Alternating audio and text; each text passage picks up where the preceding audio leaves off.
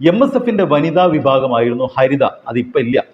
തൻ്റെ കയ്യിലുള്ള ഹരിതയിലെ പെമ്പിള്ളേരുടെ ചിത്രങ്ങൾ പുറത്തു വിട്ടു കഴിഞ്ഞാൽ പലരും ആത്മഹത്യ ചെയ്യേണ്ടി വരുമെന്ന് പറഞ്ഞത് അന്നത്തെ MSFന്റെ നേതാവായ ഇപ്പോഴത്തെ താനൂരിലെ ലീഗ് സ്ഥാനാർത്ഥിയുമായ PK നവാസാണ്. നവാസ് ലൈംഗികമായി അധിക്ഷേപിക്കുന്നു എന്ന് പോലീസിൽ പരാതി നൽകിയ ഹരിത നേതാക്കളാണ്.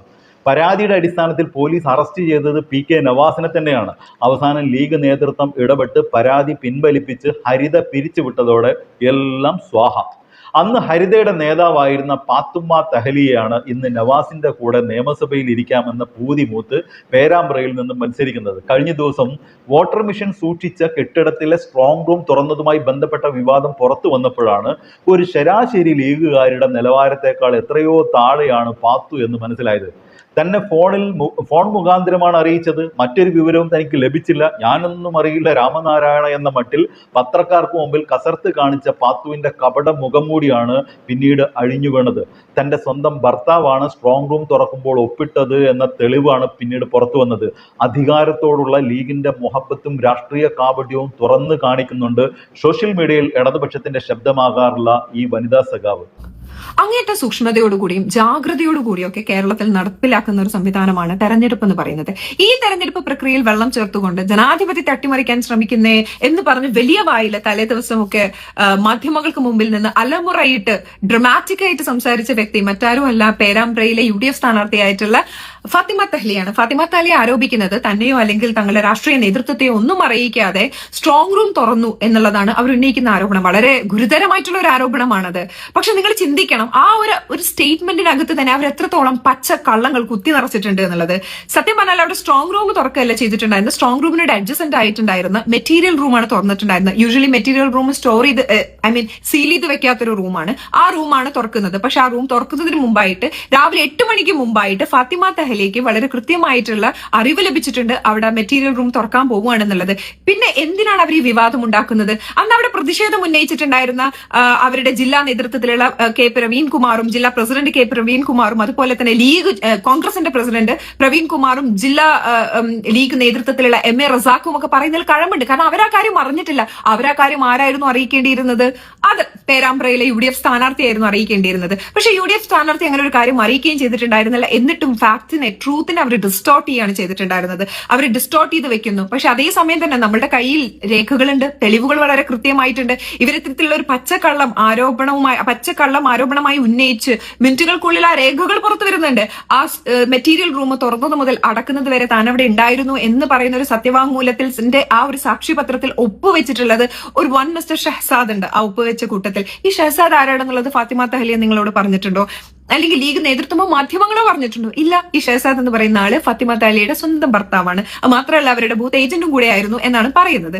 അപ്പൊ ഏജന്റും സ്ഥാനാർത്ഥിയും കൂടിയിട്ട് ഇത്തരത്തിലുള്ള ഒരു പൊറാട്ട് നാടകം നടത്തുന്നു. അർഹതപ്പെട്ട ആളുകളെ, തങ്ങളുടെ രാഷ്ട്രീയ നേതൃത്വത്തിലുള്ള മനുഷ്യരെ ഇത് അറിയിക്കാതെ അവരിലൊക്കെ തെറ്റിദ്ധാരണ ജനിപ്പിക്കുന്നു. എന്നിട്ട് അവിടെ വളരെ കൃത്യമായിട്ട് ഈ സത്യങ്ങളൊക്കെ മാനിപ്പുലേറ്റ് ചെയ്തുകൊണ്ടിട്ട് അവിടെ ഒരു വലിയ പ്രശ്നം സൃഷ്ടിക്കുന്നു. ഇതൊക്കെ കൃത്യമായിട്ടും ഒരു നാർസിസിസ്റ്റിന്റെ അടയാളങ്ങളാണ്. അത്തരത്തിലുള്ള ഒരു വ്യക്തി കൂടിയാണ് ഫാത്തിമ തഹ്ലി. അറ്റൻഷൻ സീക്കിംഗ് സിൻഡ്രോം എന്ന് പറയുന്ന സാധനം തലയിൽ കയറിയിട്ടുള്ള ഒരാളാണ്. കൃത്യമായിട്ട് എവിടെയും വിവാദങ്ങൾ കൊണ്ടുവരിക, ആ വിവാദങ്ങൾ ഉപയോഗിച്ച് താൻ വളരാൻ ശ്രമിക്കുക, ഇതൊക്കെയാണ് അവർ നിരന്തരമായിട്ട് ചെയ്തുകൊണ്ടിരുന്നത്. അതിന് കൃത്യമായിട്ടുള്ള ഒരു ഉദാഹരണമാണ് നമുക്ക് എല്ലാവർക്കും അറിയാം. ഹരിതയിലെ പെൺകുട്ടികള് ഒരു സെക്ഷൽ അലിഗേഷൻ ആരോപണവുമായിട്ട് PK നവാസിനെതിരെ വന്നിട്ടുണ്ടായിരുന്നു.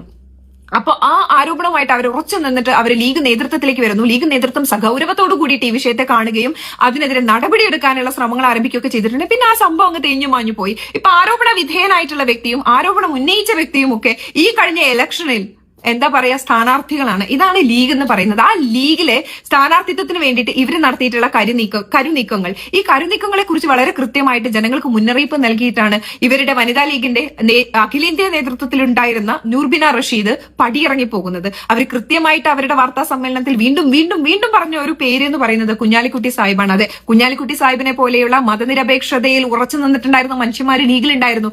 ആ മനുഷ്യരെയൊക്കെ നിശബ്ദരാക്കിക്കൊണ്ടാണ് ഇത്തരത്തിൽ കമ്മ്യൂണൽ ഡിവൈഡ് കൊണ്ടുവരുന്ന അങ്ങേയറ്റം വിവാദങ്ങൾ മാത്രം സൃഷ്ടിക്കാൻ വേണ്ടിയിട്ട് രാഷ്ട്രീയത്തിൽ നിലനിന്ന് ആ വിവാദങ്ങളിലൂടെ വളർന്നു കയറിക്കൊണ്ട് ആ കുപ്രസിദ്ധിയിലൂടെ വളർന്നു കയറാൻ വേണ്ടിയിട്ട് നിരന്തരം ശ്രമിച്ചുകൊണ്ടിരിക്കുന്ന ഫാത്തിമ തഹ്ലിയെ പോലെയുള്ള ആളുകൾ ലീഗിൽ നിലനിന്ന് പോകുന്നത്. അതെ, ഫാത്തിമ തഹ്ലിയുടെ സ്ഥാനാർത്ഥിത്വം എന്ന് പറയുന്നത് അപ്രതീക്ഷിതമായി വന്നിട്ടുള്ള ഒന്നല്ല. വളരെ കൃത്യമായിട്ട് ബാർഗെയിൻ ചെയ്ത് സ്വന്തം നമ്മളുടെ ഒരു ഇന്റഗ്രിറ്റി നമ്മൾ മാറ്റിവെച്ചുകൊണ്ട് തന്നെ നമ്മളൊരു സെക്ഷൽ അലിഗേഷൻ ഒക്കെ എന്ന് പറയുന്നത് ഒരു സെറ്റിൽമെന്റ് ആവുകയാണെന്നുണ്ടെങ്കിൽ, അമിക്കബിൾ സെറ്റിൽമെന്റിലേക്ക് അത് എത്തുകയാണെന്നുണ്ടെങ്കിൽ അവിടെ വളരെ കൃത്യമായിട്ട് നമ്മൾ പണയം വെക്കുന്ന നമ്മുടെ ഇന്റഗ്രിറ്റിയാണ്. നിങ്ങളൊരു ആരോപണമായി മുന്നോട്ട് പോവുകയാണെന്നുണ്ടെങ്കിൽ എൻറ്റയർ എന്താ പറയാ നേതൃത്വവും അതുപോലെ തന്നെ ഇവിടെയുള്ള ജനാധിപത്യ കാംക്ഷികളായിട്ടുള്ള മനുഷ്യന്മാരും സ്ത്രീകളും ഒക്കെ നിങ്ങളുടെ കൂടെ ഉണ്ടാവുമായിരുന്നു. പക്ഷെ ആരോപണങ്ങൾ എവിടെ പോയി അവസാനിച്ചു? അതിനെതിരെ എന്ത് നടപടിയാണ് ഉണ്ടായിട്ടുള്ളത്? ഒന്നും ഉണ്ടായിട്ടില്ല. പക്ഷെ നമ്മളൊക്കെ സ്ഥാനാർത്ഥിയായി, നമ്മളൊക്കെ അധികാര കസേരകളിലേക്ക് എത്താനുള്ള കുറുക്ക് വഴിയായിട്ട് അതിനെ കാണുകയാണെന്നുണ്ടെങ്കിൽ അതിന്റെ ഒരു മൂർത്തിമത് ഭാവമായിട്ട് നമുക്ക് പറയാൻ പറ്റുന്ന ഒരു വ്യക്തിയാണ് ഫാത്തിമ തഹലിയ.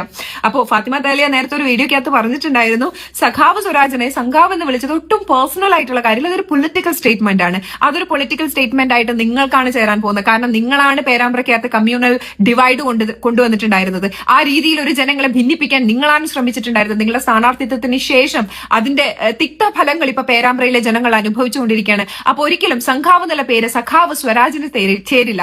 മറിച്ച് നിങ്ങൾക്ക് ഇഷ്ടമുള്ള വേറെ എന്തെങ്കിലും പല പേരുകൾ ഇപ്പോ ഫേസ്ബുക്കിലും സോഷ്യൽ മീഡിയക്കകത്തൊക്കെ നിറഞ്ഞു നിൽക്കുന്നുണ്ട് ഫാത്തിമ തഹലിയെ കുറിച്ച്. പക്ഷെ ഒരു സ്ത്രീ എന്ന നിലയിൽ ഞാൻ ആ പേരുകളൊന്നും പറയുന്നില്ല, അത്തരത്തിലുള്ള ആരോപണങ്ങൾ ഉന്നയിക്കുന്നില്ല. കാരണം ഞാൻ ഇപ്പോഴും ഈ ജനാധിപത്യ വ്യവസ്ഥിതിയിൽ ഞാൻ വിശ്വസിക്കുന്നുണ്ട്. അങ്ങേയറ്റം ഡെമോക്രാറ്റിക് ആയിട്ട് തന്നെ വളരെ കൃത്യമായിട്ട് തന്നെ പൊളിറ്റിക്സ് ഇവിടെ ഇന്ന് പറയണമെന്ന് എനിക്ക് ആഗ്രഹമുണ്ട്. അതുകൊണ്ട് മാത്രം ഞാൻ ആ പേരുകൾ നിങ്ങൾ ഉപയോഗിക്കേണ്ടുന്ന യഥാർത്ഥ പേരുകൾ ഞാൻ ഇവിടെ മുന്നോട്ടേക്ക് വെക്കുന്നില്ല.